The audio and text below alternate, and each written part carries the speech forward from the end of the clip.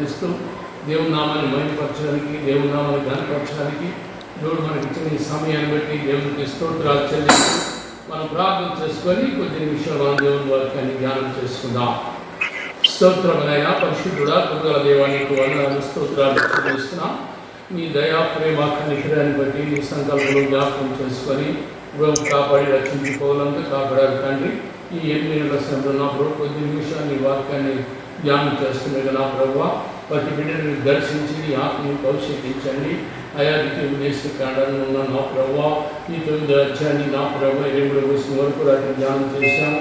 ఇప్పటి నుంచి 10వ అధ్యాయం నుంచి మాట్లాడుతుండగా నీ ఆత్మని అభిషేకాన్ని మాతో ఉంచి మీరే మాట్లాడి ఆమెకి మహిమ తెచ్చుకోమని యేసు నామమున అడుగుతున్నాను తండ్రి. ఆమేన్. మనం రాత్రి ద్వితీయోపదేశకాండము 9వ అధ్యాయము మనం 23వ వచనం వరకు ధ్యానం చేసుకున్నాం. ఇప్పుడు 23వ వచనం నుంచి 10వ అధ్యాయంలో కూడా మనం జ్ఞాపకం చేసుకొని సిద్ధపడుతున్నాం. 23వ వచనంలో దేవుడు మాతో మాట్లాడుతున్న మాటలు అంటే, యెహోవా మీరు వెళ్ళి నేను మీకు ఇచ్చిన దేశము స్వాధీనపరచుకొనమని చెప్పి సాదేశు అన్యలో నుండి మిమ్మును పంపినప్పుడు మీరు మీ దేవుడైన యెహోవాను ఆయన నోటి మాటను తిరగబడి ఆయన మాట వినలేదు.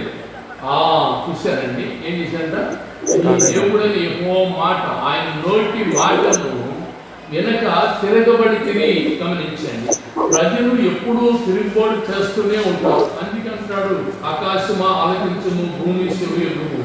నేను పిల్లలు పెద్దవారుగా చేశాను కానీ వారు నా మీద తిరుగుబాటు చేస్తున్నారు. అందుకని యెహోవా మాట మీరు 2 నెలలకు ఏం చేశారంటే తిరుగుబాటు చేసి ఉన్నారు. మనం ఏ ప్రజలైనా తిరుగుబాటు చేసే ప్రజలై ఉన్నాం. దేవుని మాట వినలేకపోయాం. దేవునితో మనం కలిసి జీవించలేకపోతున్నాం. దేవుని ఆయన నోటి మాటను తిరుగుబడి ఆయన మాటలు వినలేదు. ఆయన మాటలు ఏమైందంట? వినలేకపోయాం. ఇంటే దేవుని మహిమను చూడటానికి నేను మిమ్మును ఏ రీతిగా 24వ వచనం నేను ఎరిగిన దినం మొదలుకొని మీరు యెహోవా మీద తిరుగుబాటు చేయుచున్నారంటే గమనించండి.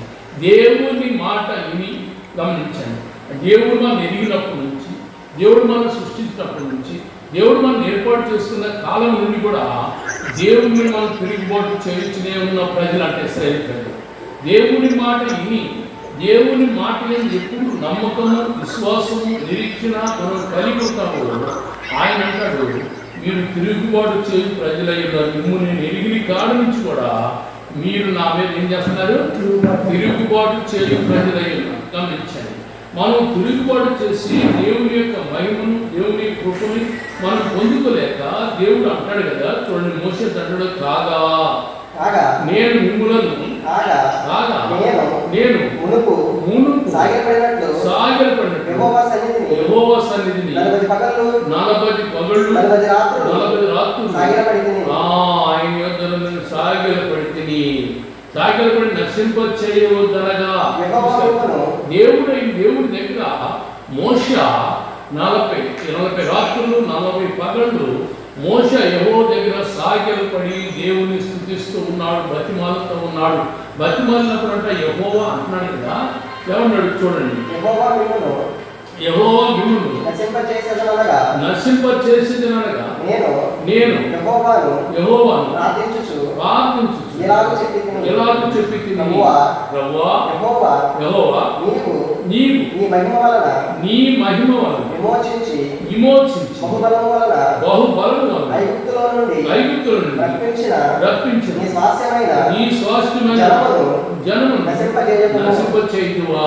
ఈ మోషే అడుగుతున్నాడు దేవుణ్ణి, ప్రభువా ఐగుప్తు నుంచి నడిపించిన ప్రజలను వారు నీ జనులైన వారు కనుక వారిని ఎలాగూ నశింప చేయదు అని అడుగుతున్నారు. చూడండి, మోషే సాగిలపడి రాత్రి పగలు 40 రాత్రులు 40 పగలు సాగిలపడి దేవుని సన్నిధిలో ఉండి మోషే దేవుని మీద తిరుగు నశింప చేస్తానంటే దేవుని అడుగుతున్నాడు కదా, ప్రభువా వారిని ఐగుప్తు నుంచి నడిపించావు, బయటికి తీసావు కనుక నీ స్వాస్థ్యమైన ప్రజలు, మనం ఎవరు స్వాస్థ్యమైనాం? దేవుని స్వాస్థ్యమైన ప్రజలను నశింపచేయకమని నీ సేవకుడైన అబ్రహాము, ఇస్సాకు, యాకోబుకు ఆజ్ఞాపించి చేసుకును.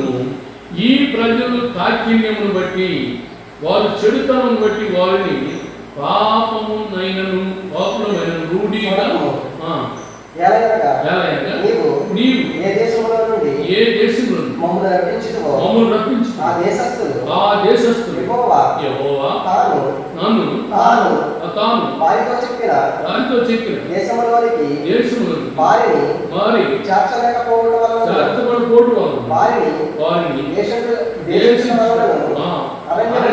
వారిని చంపుటకు వారిని రప్పించనని చెప్పుకుంటున్నామేమో. చూసారా, ఆ దేశం చూసిన ప్రజలు అంటారంట, మళ్ళీ యెహోవాను అరణ్యంలో తీసుకొని నడిపించి తిప్పి మళ్ళీ దేశాన్ని తీసుకున్న ప్రజలందరూ అనుకుంటారేమో. చాలా మంది అనుకుంటున్నారు మన కార్యాలు జరగట్లేదని, మన స్వస్థత జరగట్లేదని ఎన్నో అనుకుంటూ ఉంటారు. గమనించండి, దేవుని సన్నిధి, దేవుని ప్రసన్నత, దేవుని కృప మనం ఎప్పుడు మనం కలిగి మనం జీవించాలంటే ఆ అరణ్యంలో వారిని చంపుటకు వారిని రప్పించినది చెప్పుకుందురేమో. వారిని అరణ్యంలో నశింప చేస్తే దేవా, వారు ఏం చెప్తారంటే వారిని తీసిపోయిన దేవుడు మళ్ళీ వారిని ఏం చేశాడు? అరణ్యంలోనే నశింప చేశాడు చెప్పుకుందురేమో అని నీవు ఆ దినములను నీవు అధిక బలము చేత నీ అధిక బలము చేత నీవు చాపిన నీ బాహు చేత రప్పించిన నీ స్వాస్థ్యము ప్రజలు నీ వారే. ఎవరి వారండి స్వాస్థ్యము? ఆయన బాహు చాపి, ఆయన చెయ్యి చాపి రప్పించిన నీ ప్రజలు ఎవరంటే నీ స్వాస్థ్యమైన వారు, నీ ప్రజలై ఉన్నారు. నీ ప్రజలు నువ్వే రక్షించాలి. కానీ ప్రభువని మోషే 40 రాత్రులు 40 పగలు నుండి ఆయన ఉపవాసం నుండి దేవుని దగ్గర సాగరపడి దేవునితో మాట్లాడుతున్నాడు. ప్రేమైన దేవుని బిడ్డలారా, మోషే తిరిగి దేవుని వైపు చూస్తూ దేవుని వెంబడిస్తూ ఈ ప్రజలు నశింప చేస్తావు ప్రభువా, వారిని ఐగుప్తు బయటకు తీసుకొచ్చావు. ఈ ప్రజలు నీ స్వాస్థ్యమైన ప్రజలు. ఎవరు స్వాస్థ్యం? దేవుని స్వాస్థ్యమై ఉన్నాము. దేవుని పిల్లలమై ఉన్న ప్రజలను అరణ్యంలో నశింప చేసిందని ఆ దేశం వారు అనుకుందురేమో. గమనించండి, చాలా మంది నిజులు మన క్రియలను బట్టి, మన తలపును బట్టి, మనం చేస్తున్న ప్రార్థన బట్టి, మనకున్న విశ్వాసాన్ని బట్టి, మనకు రక్షణ బట్టి మనం చూసి దేవుడు ప్రజలు అనుకుంటున్నారు. కానీ ఆ రీతిగానే ఆ ప్రజలు అనుకుంటారు. ప్రభు అని మోషే దేవుని దగ్గర విచారణ చేయించున్నాడు. మోషే దేవుని దగ్గర విచారణ చేసే సమయంలో దేవుడు అంటాడుగా 10వ అధ్యాయం మనం ధ్యానం చేస్తే ఆ కాలమందు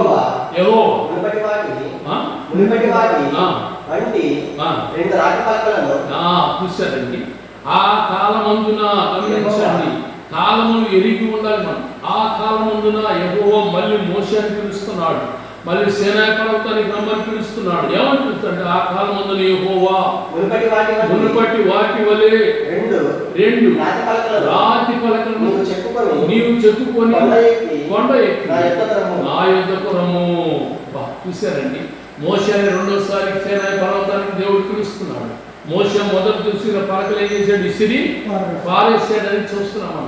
వాళ్ళు పడితే ఆ పలకలు ఏమైపోయినాయి? పగిలిపోయింది.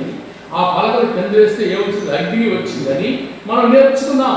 కనుక ఇప్పుడు దేవుడు అంటారు కదా, మోషే 40 రాత్రులు మళ్ళీ దేవుడి దగ్గర మొరపెడుతున్నప్పుడు మోషే దేవుడు మళ్ళీ తిరిగి ఆ రాతి పలకలను మళ్ళీ తీసుకొని ఎక్కడ రమ్మన్నాడు? కొండ ఎక్కి రమ్ము. కొండ ఎక్కి కానండి, అది సేనాయి పర్వతం ఎక్కే అనుభవము కావాలి. సేనాయి పర్వతం నివసించే అనుభవం కావాలి. సేనాయి పర్వతంగా దేవుడు నివసించే స్థలము, సేనాయి పర్వతంగా దేవుని మహిమపరిచే స్థలము, దేవుని సన్నిధి, దేవుని ప్రసన్నత అక్కడ ఉంది కనుక నువ్వు మరలా ఎక్కి నా యొద్దకు రమ్మని చెప్పగా ఆ మోషే చూశారండి, నీవు ఆ పలకలను నువ్వు పగలగొట్టిన మొదటి పలకల మీదను మాటలను నేను ఈ పలకల మీద రాసిన తరువాత నీవు ఆ మందస్సు అది చూశారండి. మోషే దేవుని సన్నిధికి ఎక్కాక మోషేను దేవుడు చెప్పాడంట, దేవా మోషే నువ్వు ఒక మందస్సాన్ని తయారు చేయమన్నాడంట. మోషే మందస్సాన్ని తయారు చేస్తాడు.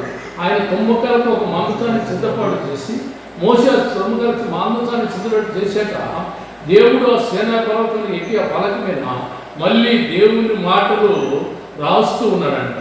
ఆ రెండు పలకల మీద దేవుని మాటలు రాసి మొదటి పలక మీదను ఆ మాటలు నేను ఆ పలక మీద రాసిన తరువాత నీవు ఆ మందసములో కూర్చోవలెనని నాతో చెప్పాను. దేవుని స్తోత్రం, హల్లెలూయా. దేవుని మందసములో ఉన్న దేవుని మందస్సం అంటే సన్నిధి. హృదయంలో దేవుని సన్నిధిని కలిగి నువ్వు జీవించడానికి, దేవుని మాటలు దాచుకోవటానికి మోషే అని దేవుడు అంటాడు కదా, నువ్వు మందస్సాన్ని నువ్వు సిద్ధపాటు చెయ్యి. మోషే ఆ మందస్సంలో నేను రాసిన మాటలు చూశారండి. మళ్ళీ మోషే మన కింద వచ్చిన వాళ్ళు చూసుకుంటే, మోషే పర్వతంలో ఉన్నప్పుడు ఆ పర్వతానికి ఎక్కినప్పుడు మోషే అగ్ని నుంచి మాట్లాడచ్చు దేవుని మాటలు. మరి మోషే దేవుని రాత చేత పలకల మీద రాసి మోషే చేతికిస్తే మోషే తీసుకుని వచ్చి మోషే ఒక మందసము తయారు చేయము. గమనించాలి, మందసము తయారు చేయము. ఏ కర్రతో అంట? తుమ్మ కర్రతో నేను ఒక మందసమును తయారు చేసి తిని అంటాడు కదండి. దేవుడు ఏర్పాటు ప్రకారం యోనాతాను నువ్వు ఒక ఓడ కట్టుకొని యోనాని చెప్పినప్పుడు సింధూర మారుతును ఓడను తయారు చేయమని చెప్పాడు కదండి. అందుకనే దేవుని సన్నిధి, దేవుని ప్రసన్నత మనకు కలిగించడానికి మోషే తుమ్మకర్రతో మందసాన్ని తయారు చేశాడు. తుమ్మకర్రతో మందసాన్ని చేసి లోపల బయట ఏం పూశాడంటే మేలిమి బంగారం పెట్టాడంట. దానిలో దేవుని సన్నిధి ఉన్నదని అర్థం. దేవుని మాటలు అంటే ఏంటి? దేవుని సన్నిధి. నీ హృదయంలో దేవుని సన్నిధి కలిగి జీవించకపోతే, నీ హృదయము దేవుని ధ్యానించకపోతే, నీ హృదయంలో ఆ సన్నిధి అనే అనుభవం లేకపోతే నువ్వు దేవుని మహిమని చూడలేవు. అందుకని మోషే ఆ పలకలు లేకపోతే ప్రయోజనము లేదయ్యా. వాటిని మనం ఏం చేశాడు? మోషే కోపం వచ్చి పగలగొట్టాడు, అగ్ని అయిపోయింది. కానీ మళ్ళీ ఆ పలకలు తీసుకొని నువ్వు బయటికి రా. ఎక్కడికి రావాలంట? ఎక్కడ పడిపోయావు కదండి, ఎక్కడ జీవిస్తున్నావు నువ్వు అక్కడికి మళ్ళీ అక్కడికి రా మోషే, నువ్వు అక్కడికి రా అంటాడు. అందుకే అంటాడు, మనం ఏ స్థలం నుంచి దేవుడు బయటికి తీసుకొచ్చాడో ఆ స్థలానికి దేవుడు తప్పకుండా తీసుకెళ్తాడు. అది ఎక్కిరా అంటాడు. అందుకే ఆగర్ను కూడా అంటాడు దేవుడు కదండి. దేవుడు వచ్చి అంటాడు, నువ్వు ఎక్కడి నుండి బయలుదేరమంటే యజమాని ఇంట్లో నుంచే బయలుదేరు కనుక నువ్వు మరలా తిరిగి అక్కడికే వెళ్ళి అణిగిమని చెప్పాడు. అదే మాట మనం చూస్తే మోషే కోపం వచ్చింది కిందకు వచ్చారికి వారి పనిని చూసి, వారు చేస్తున్న క్రియలు చూసి మోషే కోపం వస్తే ఆ కోపం వచ్చి పలకరిస్తే అది గోడ అయిపోయిందంట, ఖాళీ ఉందని దాని పొడిని కదండి వెండి బంగారం చేసి కనుక అది ఖాళీ అట్టుంటే దాన్ని పొడుము చేసి నూరి అంటాడు కదా, రాత్రి నేర్చుకున్నాం మనం. నూరి అక్కడ ఏం చేశాట? ఆ కొండ నుంచి బయలుదేరి నీటి వాగులు అన్నీ కలిపి వేసిందని చెప్తున్నాడు కదండి. కలిపి వేసాక మోషే కోపం చాలా, దేవుడు కోపం చాలా నడుచుకుంటాడు. మోషే మళ్ళీ నువ్వు ఆ పలక తీసుకొని నా దగ్గరికి రా అని పిలిస్తే దేవుడి దగ్గర మోషేకి 40 రాత్రులు 40 పగళ్ళు కూడా మోషే దేవుని సన్నిధిలో మరలా ఉండి కదండి ఆ దేవుని మాట రాసినప్పుడు అంటాడు దేవుడు మోషే అని ఒక మందస్సాన్ని సిద్ధపాటు ఇచ్చి అంటాడు. 3వ విషయం కదా, కాబట్టి నేను తుమ్మకర్రతో ఒక మందస్సమును చేయించి మునుపటి వాటి వంటి 2 రాతి పలకలను ఆ 2 పలకలను చేత పట్టుకొని నేను కొండ ఎక్కు తిని. చూసారండి, తుమ్మకర్రను తయారు చేసుకొని మందసాన్ని ఏర్పాటు చేసుకొని మళ్ళీ 2 చూసారండి పలకలను చేత పట్టుకొని నేను మరలా 2 పలకలను చేత పట్టుకొని ఎక్కు తిని. దేవుని సన్నిధికి ఎక్కిపోవాలి, దేవుని సన్నిధిలో నివసించాలి. మోషే దేవుని సన్నిధిలో నివసించాడు కనుక మళ్ళీ తిరిగి మోషే దేవుని దగ్గరికి వెళ్ళి అంటాడు కదా, నేను కొండ ఎక్కి తిని అంటూ ఆ మందసమును కొండ మీద అగ్ని మధ్య నుండి తన 4వ వచనం ఆ కొండ మీద అగ్ని మధ్య నుండి చూశారండి కొండ మీద ఉన్న అగ్ని మధ్య నుండి తాను నాతో పలికిన 10 ఆజ్ఞలను రాసినట్లు యెహోవా ఆ పలకల మీద నా మునుపు రాసినట్టు ఏం చేట ఆ పలకల మీద రాసి ఇచ్చాడంట. అప్పుడు యెహోవా వాటిని నాకు ఇచ్చిన తరువాత నేను తిరిగి కొండ దిగి వచ్చి తిని నేను స్తోత్ర హల్లెలూయా. మోసేకున్న భారాన్ని బట్టి, మోసేకున్న సన్నిధిని బట్టి, మోసే పిలుపుని బట్టి, ఎందుకంటే దేవుని ఇల్లంతట్లో మోసే నమ్మకమైన కనుక మోసేని మళ్ళీ రమ్మని పైకి పిలుస్తున్నాడండి. ఎందుకంటే మోసే దేవుని వైపు చూస్తూ, దేవుని నెమ్మడిస్తూ, దేవుని కోసం గోసాడుతూ ఇశ్రాయేలు ప్రజలు బయటికి తీసుకొచ్చావు ప్రభువా. వారన్నిటిలో నా పోడైపోతే ఆ దేశం అనంట కదా. వారిని పిలిచిన దేవుడు ఏమాయను? వారు పిలిచిన దేవుడు బ్రతికించలేదా? వారు నశింపచేసినా అంటారేమో. ఆ మాట రాకుండా అంటే ప్రభువా నీ చెయ్యి చాపి, నీ బాహు సాపి వారు నువ్వే రక్షించాలంటే మోషేను మళ్ళీ పైకి రా. చూశారంటే ప్రజల ఎదుట, ఇశ్రాయేలు ఎదుట చూశారు ఆ ప్రవక్త అయిన మోషే వారి కోసం బతిమలాడుతున్నాడు. దేవుని బతిమలాడుతున్నాడు. వారిని రక్షించు ప్రభువా, వారు నశింప చేయొద్దు, వారిని తుడిచిపెట్టవద్దు అని అంటే ఇప్పుడు అంటారు కదా. మోషే పలకలు దాయటానికి ఏం కావాలి? మందసం అనేది చాలా ప్రాముఖ్యమైనది. దేవుని మాటలు దాచుకోవడానికి మనకు ఒక ముఖ్యమైనది ఏంటండి? మందస్సం ఎక్కడుంది? ఇప్పుడు మందస్సం ఎక్కడుంది? హృదయము దేవుని మందస్సమైంది. హృదయంలో దేవుని మాటలు దాచుకోవాలి, దేవుని మాట వినాలి. ఆ మాటలు మనం బ్రతికించేయి, ఆ మాటలు మనకు నెమ్మదిని ఇచ్చేయన్నమాట. అందుకే మోషే ఒక మందస్సాన్ని తయారు చేసుకుంటాడు. ఆ మందస్సు ఉన్నాను చెప్పు ఇశ్రాయేలు జయం వచ్చేది. ఆ మనసు లేకపోవడం వల్ల ఏమైపోయింది? ఇశ్రాయేలు ఓడిపోవడం అయిపోయింది. అందుకనే మందస్సు అనేది మనం దేవుని సన్నిధిలో ఉంటే ఎటువంటి దాన్ని జయించగలుగుతాం. ఎటువంటి శోధన వచ్చినా, ఎటువంటి ఇరుకు వచ్చినా, ఎటువంటి ఇబ్బందులు వచ్చినా, ఇటువంటి తెగుళ్ళు ఎన్ని వచ్చినా జయించాలంటే దేవుని మాటలు మన హృదయంలో ఉంచబడాలి. దేవుని మాటలు మన హృదయంలో ఎప్పుడు ఉంచబడతావో ఇశ్రాయేలుకు వచ్చిన శ్రమను విడిపించిన దేవుడు మనల్ని విడిపించడానికి ఆయన సమర్థుడై ఉన్నాడు, ఆయన శక్తివంతుడై ఉన్నాడు. ఆయన ఎందుకు నిరీక్షణ కలిగి ఉంటే దిగి వచ్చి నేను చేసిన మందసంలో పలకలను ఉంచి తిని అయినా యెహోవా నాకు ఆజ్ఞయించినట్లు వాటిని దానిలో ముంచి తిని ఇశ్రాయేలీయులు కార్యకులైన బేరోతు నుండి బయలుదేరి ఓదెలకు వచ్చినప్పుడు అక్కడ ఆరోను చనిపోయాడు. యాజకుడైన చూశారండి, యాజకుడైన ఆరోను చనిపోయాడంట. ఆరోను అంటే మోసే అన్న. ఏమైనాడంటే అక్కడికి వచ్చాక ఏమైపోయాడంట? చనిపోయాడు. గమనించాం. చనిపోయినప్పుడు ఆ ఇశ్రాయేలు అక్కడికి వచ్చినప్పుడు ఆరోను చనిపోయి బాధి పెట్టబడను. అతన్ని చూశారు. ఏమంటే మనకి ఎవరు కావాలి? యాజకుడు కావాలి. ఆ యాజకుడు కావాలంటే వెంటనే అంటాడు తన కుమారుడైన ఎలియాజరుని అతనికి ప్రతిగా యాజకునిగా ఉంచాడు. చూశారండి, దేవుడు ఏర్పాటు ప్రకారము, దేవుని సంకల్పం ప్రకారము దేవుడితో కలిసి జీవించటము అనేది చాలా ప్రాముఖ్యమైనది. ఆరోనికి సమయం వచ్చేసింది. దేవుడు పిలుచుకున్నాడు. అతను చనిపోగానే అతని కుమారుడైన చూశారండి ఎలియేజర్ని ఏం చేశాడు? దేవుడు యాజకుడుగా ఏర్పాటు చేసుకున్నాడు. ఆ యాజకత్వం ఎలియేజరు యాజకత్వం ఎప్పుడు అంటే అబ్రాహాము కాలంలో కదా. అబ్రాహాము కాలంలో ఏం చేశాడంట? ఎలియేజరు యాజకుడిగా ఉన్నాడంట. అందుకే నేను మోషే నీకు యాజకుడిగా ముందు పంపిస్తాను, ఆరోను నీకు తోడుగా ఇస్తానని చెప్పిన దేవుడు. ఇప్పుడు మోషేకి ఎవరు తోడండి? ఎలియేజరు తోడై ఉన్నాడు. అందుకని దేవుడు ఒకరితో తోడుగా చేస్తూ ఉన్నాడు. దేవుడు మనం దేవుని మాటలు మన హృదయంలో ఉంచినప్పుడు, దేవుని మాటలు మనం బయలుదేరినప్పుడు ఆయన అంటారు కదా, అక్కడ నుండి వారు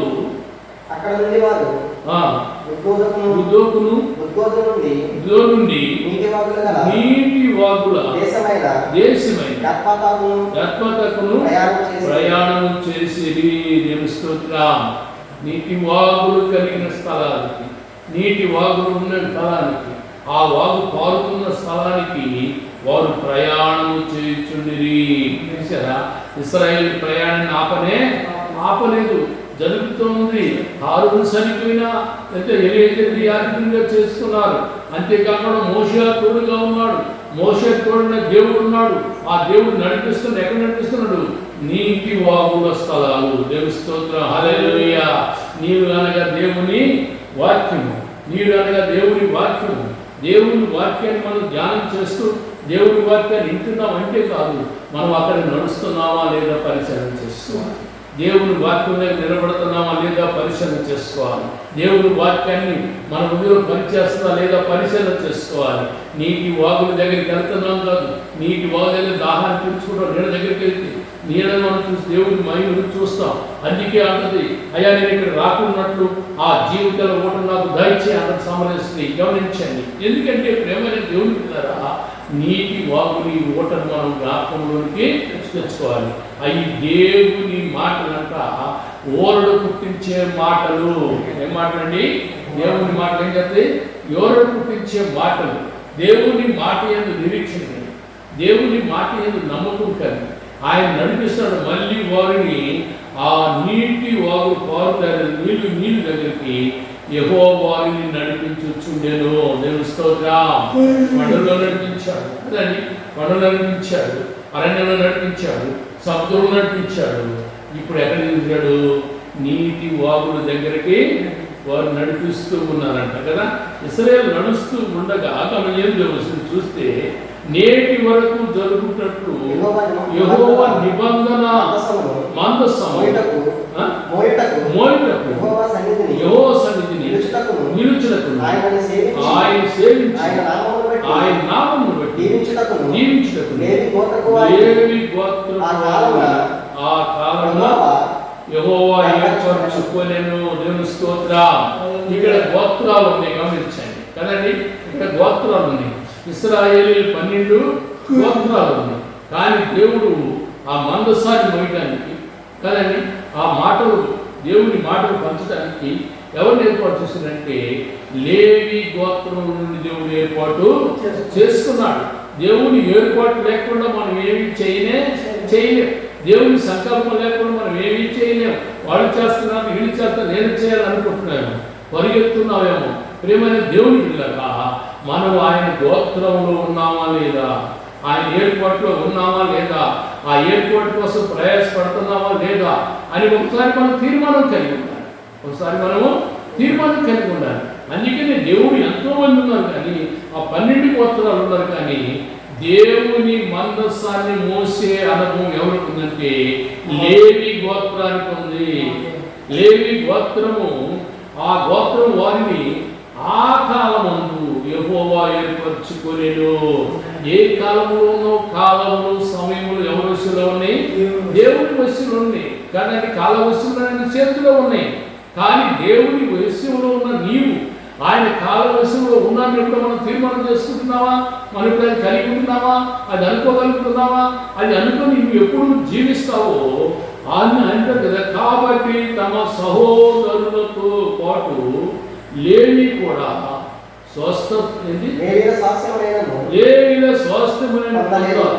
పొందలేదు. లేవిలంతా దేవుని స్వాస్థ్యాన్ని పొందాలి. దేవుని స్వాస్థ్యాన్ని పొందేవారు ఉన్నారు. దేవుని స్వాస్థ్యంగా మనం చేసుకున్నాడు. ఆ లేవి గోత్రాన్ని ఏర్పాటు చేసి నువ్వు మందసాన్ని మోయ్యా అదండి. దేవుని సన్నిధి చేయాలంటే, దేవుని ప్రసన్నత కలిగి ఉండాలంటే లేవీలో నుంచి వచ్చాడంటే గోత్రం కదండి. దేవుని మందసాన్ని మోసేవాడు ఎవరంటే లేవీలు అంటారు. లేవీలు కదండి. లేవీల మందసాన్ని మోస్తూ వారు బయలుదేరి వెళ్తూ దేవుడితో మాట్లాడుతూ దేవుని సన్నిధి కలిగి మనం జీవిస్తూ ఉన్నప్పుడు ఆ గోత్రం కాబట్టి ఆయన అంటారు ఎంత ఉందో చూస్తే, కాబట్టి తన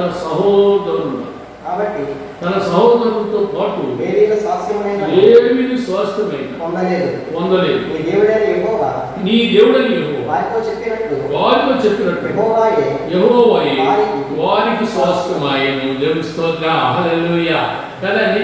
యెహోవా ఇచ్చిన మాటను బట్టి లేవీయునికి దేవుడే స్వాస్థ్యంగా నిలిచిపోయాడు. స్వాస్థ్యంగా ఉన్నాడు, స్వాస్థ్యమై ఉన్నాడు. దేవుని స్వాస్థ్యమైన ప్రజలైన వారు దేవుని మాట వినాలి. ఎవరి మాట వినాలండి? దేవుని మాట విన్నప్పుడే దేవుని స్వాస్థ్యంగా ఉండగలుగుతాం. దేవుని మాట విన్నప్పుడే దేవుని మహిమను చూడగలుగుతాం. దేవుని మాట వినాలి, వినట్లేదు కనుక ఇశ్రాయేలు కానీ లేవి గోత్రం వాళ్ళు దేవుని మాట విన్నారు కనుక ఆ మందసమును మోయించకు దేవుడు ఏర్పాటు చేసుకున్నారు గోత్రం నుంచి. అందుకే యెహోవా చూశారు అన్నాడు, లేవి స్వాస్థ్యమునైన పొందలేదు కానీ దేవుడని యెహోవా వారితో ఇట్లనెను, యెహోవా వారికి స్వాస్థ్యముగా, వారికి స్వాస్థ్యముగా ఎవరున్నారంట? యెహోవా దేవుడే ఉన్నాడు స్వాస్థ్యము కదండి. దేవుడే మన స్వాస్థ్యం ఉన్నప్పుడు దేవుడు మనకి ఏ లోటు కూడా కొంచెం ఏ అపాయం కూడా మనకు రానే రా. మనం దేవుని యొక్క సన్నిధి కదండి. ఆ గోత్రంలో దేవుని మాట వినేవారై ఉండాలి, దేవుని మాటను కలిగి జీవించాలి. ఏదైనా మాట వస్తుందని చనిపోతే కాదండి, దేవుని దగ్గర నుంచి దేవుని గోత్రంలో మనం విశ్వసిస్తున్నావా లేదా, దేవుని గోత్రానికి చెందిన వారు ఉన్నావా, లేవి గోత్రంలో ఉన్నావా లేదా, దేవుడు మనం ఏర్పాటు చేసుకున్నాం లేదా, లేక ఆ మందసాన్ని ఆడబోతున్నాం మనం వేయగలుగుతామండి. ఆ మందస్సం మన దగ్గర ఉంటే కదండి, మందస్సం 3 నెలలు ఉంటే వదిలి ఏమైపోయింది, ఆశ్రయించబడిపోయింది. ఆ మందుతో లేకపోతే ఇశ్రాయేలు ఏమైపోయారు, వాడిపోయారు. గమనించండి, ఆ మందసాన్ని ముందు పెట్టి వెళ్తే జయాన్ని కోరుకుంటారు, ఆ మందసాన్ని ముందు పెట్టుకుంటే ఆశీర్వాదాన్ని పొందుకుంటారు. ఆ మందసాన్ని ఎప్పుడైతే మనం మోయడానికి సిద్ధపడతావో ఆ మందస్సునే దేవుని మాట. ఆ దేవుని మాటే దేవుని వాక్యమే, దేవుని వాక్యమే. బైబిల్ మోసే మనకు ఆ యోగ్యత ఉందా లేదా, ఎప్పుడు పరిచయం చేసుకున్నావా, ఎప్పుడు వింటున్నావా ఆ మాటని, ఆ మాట మనం గుర్తిస్తున్నావా? ఆ మందస్సాన్ని మోయడానికి ఆయన ఏర్పడుతున్న యెహోవా మనకు స్వాస్థ్యమై ఉన్నాడని చెప్తున్నాడు.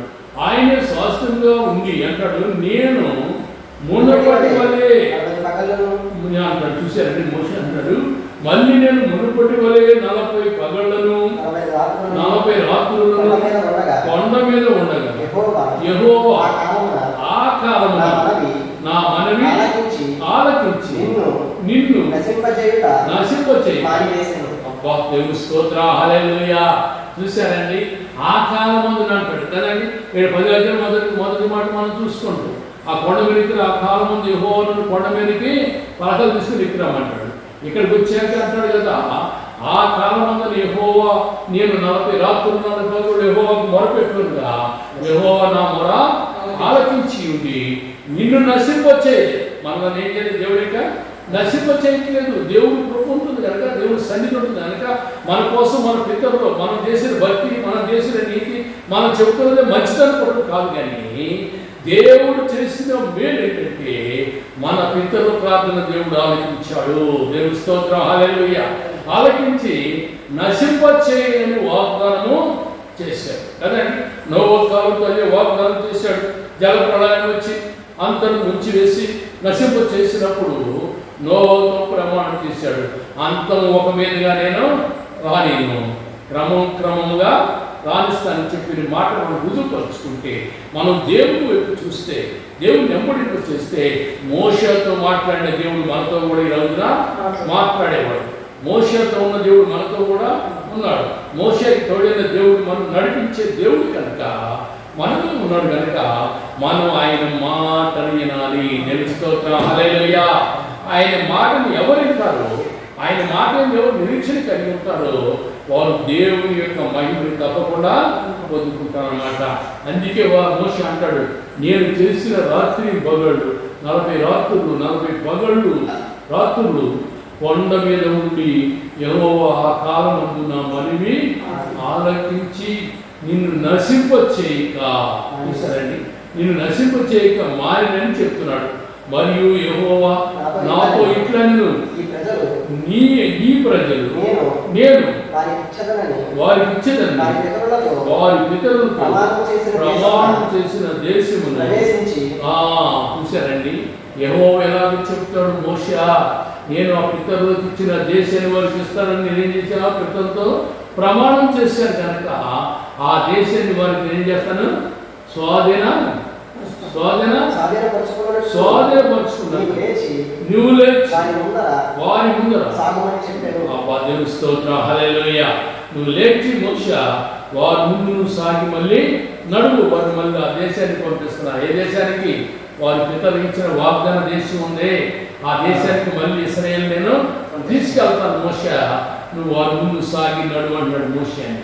ఒకసారి నడిచాడు సాగి, మాట వినలేదన్నాడు, పలకలు రాసిచ్చాడు దేవుని వాక్యాన్ని, ఆ 10 ఆజ్ఞలు పలకలు రాసిచ్చాడు. మోషే పగలగొట్టాడు. మళ్ళీ మోషే కనికలు చూపించి మోషేను కొండెక్కిరా అంటాడు. కొండెక్కి రాంచినాడు. వెళితే 2 పలకలు తీసుకుని వెళ్తే నువ్వు ఒక మందస్సాన్ని తయారు చేసుకోవాలి కదండి. మందస్సం లేకపోతే ప్రయోజనము లేదు. మందస్సం లేకపోతే దేవుడి మహిమని చూడలేము. మందస్సం లేకపోతే దేవుడి కృపను చూడలేము. మందస్సం అనేది చాలా ప్రాముఖ్యమైంది. ఆ మందస్సు ఏంటి అంటే దేవుని మాటను దాసేది. దేవుని స్తోత్రం, హల్లెలూయా. ఆ మనసు దేవుని మాటను దాసేది. దేవుని మాటను దాసలేక, నీ మందసంలో నివసించలేక, దేవుని మహిమను చూడలేక ఆయన దూరమైపోతున్న ప్రియమైన దేవుని బిడ్డలారా, దేవుని సన్నిధి, దేవుని ప్రసన్నతని కలిగి నువ్వు జీవిస్తూ ఉన్నప్పుడు మందస్సు అనేది చాలా ప్రాముఖ్యమైంది. ఆ మందస్సు ఉంటే ఇశ్రాయేలుకు జయం ఉంది. ఆ మందస్సు ఉంటే ఫిలిష్తీయులు ఓడిపోయారు. ఆ మందస్సు దేవుని వైపు చూస్తూ, దేవుని వెంబడిస్తూ, దేవుని మాటను అంగీకరిస్తే దేవుని కృపను మనం తప్పకుండా పొందుకుంటామని దేవుని వాక్యం చదివిస్తూ అంటాడు కదా. చూడండి, ఈ ప్రజలకు నేను వారికి ఇచ్చిన వారిని ఇతరులతో ప్రమాణం చేసిన దేశంలో ప్రవేశించినట్లు స్వాధీనపరుచుకున్నట్లు నీవు లేచి వారి ముందర సాగుము అనెను.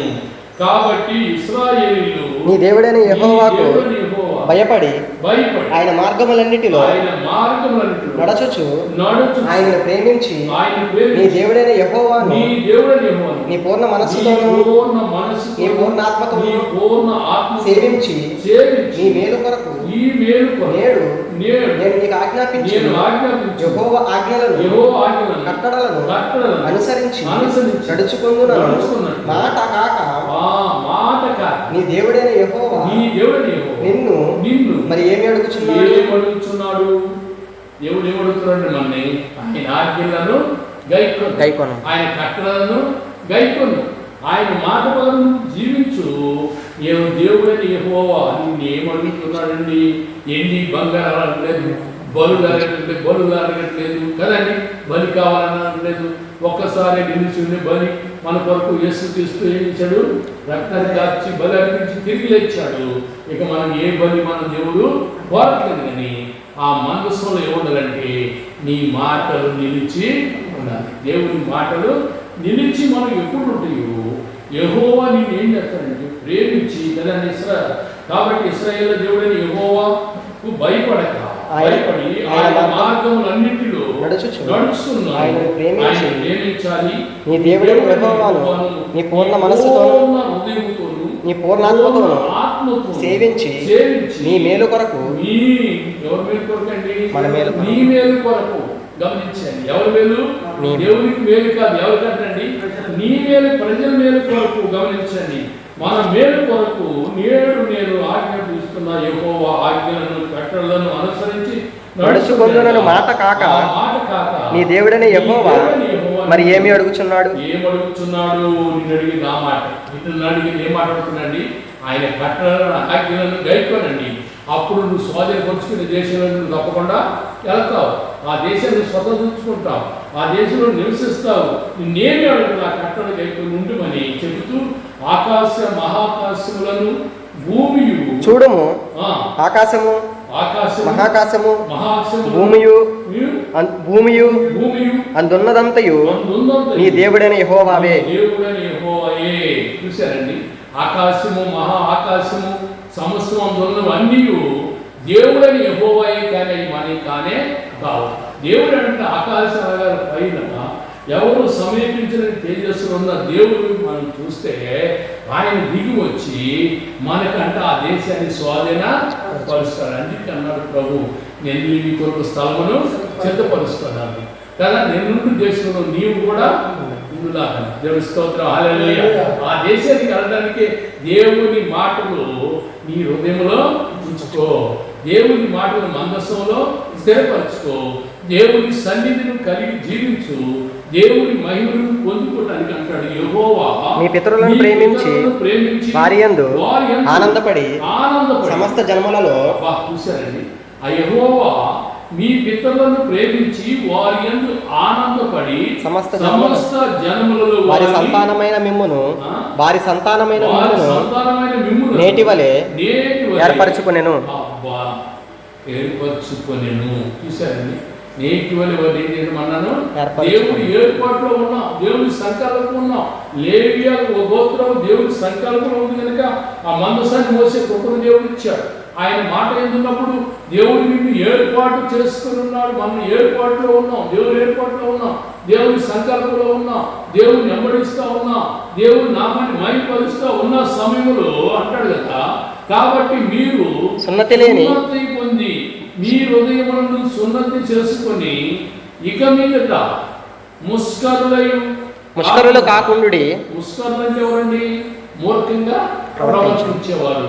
ముష్కరులు అంటే మూర్ఖంగా ప్రవర్తించేవారు.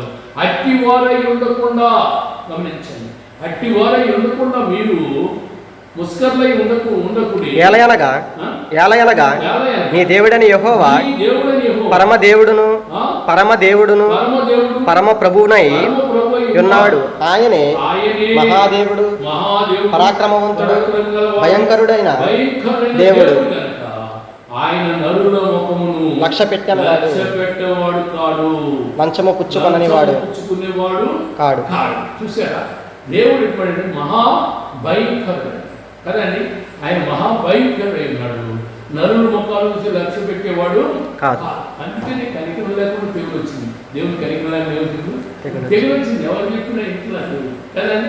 ఎందుకంటే దేవుడి వాడిని తిరస్కరించాము కనుక, దేవుడి వాడిని అంగీకరించలేదు కనుక ఆయన ఏమంటాడంటే ఎవరిని గురించి ఆయన లక్ష్య పెట్టేవాడు, మనుషుల ముఖం లక్ష్య పెట్టేవాడు కాదు, రాజుల గురించి లక్ష్య పెట్టేవాడు కాదు, ఆయన లంచం తీసుకునేవాడు అసలే కాదండి.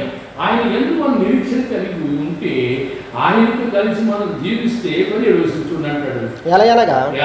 నీ దేవుడైన యెహోవా పరమదేవుడును పరమ ప్రభువునై ఉన్నాడు. ఆయనే మహాదేవుడు, పరాక్రమవంతుడు, భయంకరుడైన దేవుడు. ఆయన నరుల ముఖమును లక్ష్య పెట్టనివాడు, లంచము పుచ్చుకొననివాడు. ఆయన తల్లిదండ్రులు లేని వారికి యదవరాళ్లకును న్యాయము తీర్చే పరదేశులకును దయవించి అన్నవస్త్రములను అనుగ్రహించువాడు. దేవుని స్తోత్రం.